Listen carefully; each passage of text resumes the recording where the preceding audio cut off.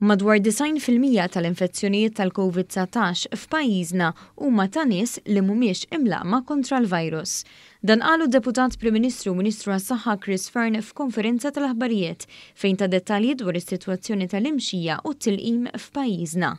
Il-Ministru għas-Saħħa spjega li fl-isptarijiet bħalissa hemm żewġ pazjenti, wieħed minnhom fit-taqsima tal-kura intensiva.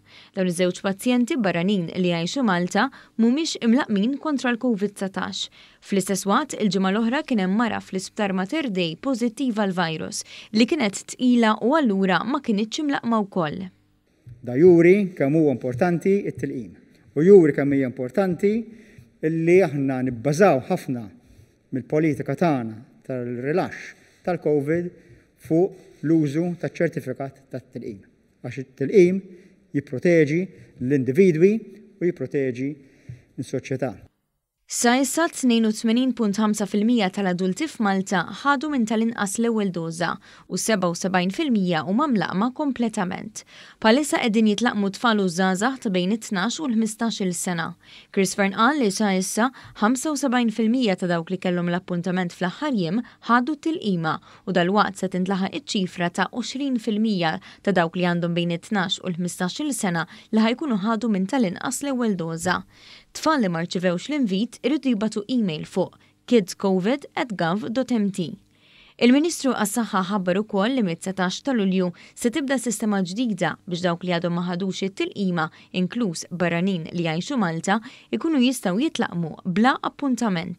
Mit-19 ta' dan ix-xahar ħajkonna ċentri ta' walk-ins fejn persuna jista' jmur mingħajr appuntament, dokument li juri li huwa residenti Malta biex bekk aħna nkunu nistgħu anke dawn il-persuni intuhom it-tilqima. Dwar iċ-ċertifikat tal-vaċċin, id-Deputat Prim Ministru qal li sal-lum tniżlu 200,000 ċertifikat li aktar minn 70,000 minnhom huma Ewropej.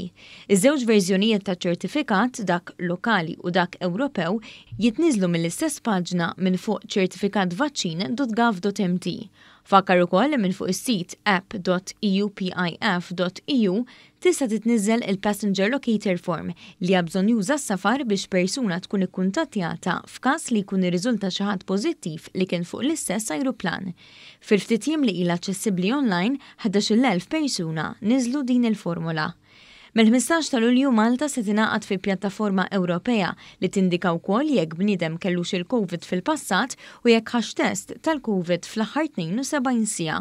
Diġà huwa possibbli li tniżżel ovvjament il-vaccine certificate kemm Malti kif ukoll Ewropew, imma mill-15 xahar se tkun tista' tniżżel il-ċertifikat tal-PCR u wkoll jekk għadx kellek f'dawn l-aħħar 3 xhur, ovvjament għax imbagħad l-immunità ma nafux kemm tibqa' tot jew le dawn huma regoli Ewropej, jekk kellekx il-COVID u fetx minna wkoll.